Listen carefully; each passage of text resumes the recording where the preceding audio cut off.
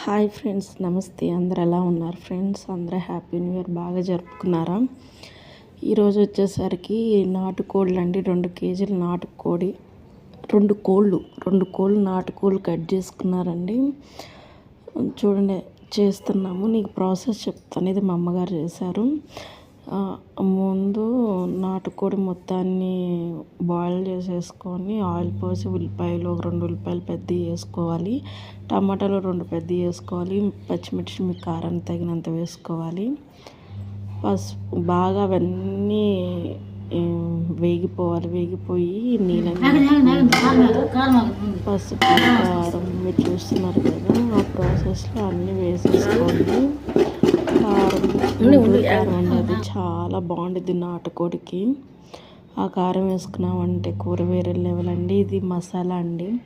గసగసాలు, కొబ్బరి, జీడిపప్పు, ఆనియను, చెక్క, లవంగం, ఇలాచి అన్నీ కలిపి ధనియాలు ఇవన్నీ వేసుకున్న పేస్ట్ అండి. తర్వాత అది ఆయిల్లో ఫ్రై చేసుకోవాలి. తర్వాత అల్లం వెల్లుల్లి పేస్ట్ అండి, అది కూడా వేసేసుకొని ఆయిల్లో ఫ్రై అనేది చేసేసుకొని ఆయిల్లో మంచిగా మసాలా ముక్కలకు పట్టేటట్టు మనం వేయించుకోవాలి.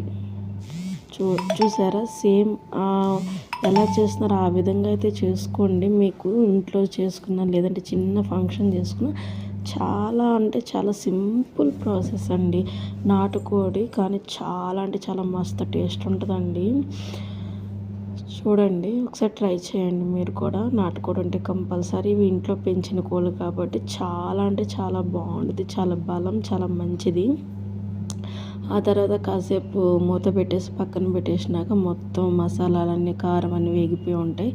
తర్వాత కొంచెం నీళ్ళు పోసేసుకోండి. మిక్సీలో నీళ్ళు పోసేసి తర్వాత కొంచెం చింతపండు తీసుకొని చింతపండు రసాన్ని అయితే మీరు వేసేసుకోండి.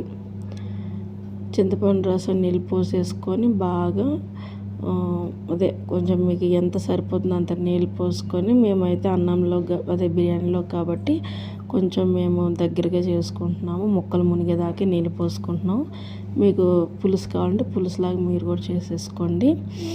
ఇంక ఈ విధంగా అయితే నీళ్ళు పోసేసుకొని బాగా కొంచెం బాయిల్ చేసేసుకొని కొత్తిమీర వేసుకొని స్టవ్ ఆఫ్ చేసేసుకోవడమే.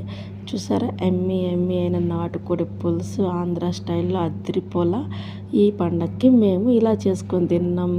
అందరికీ హ్యాపీ న్యూ ఇయర్. అందరు బాగుండాలని కోరుకుంటూ సబ్స్క్రైబ్ చేసుకోండి ఫ్రెండ్స్.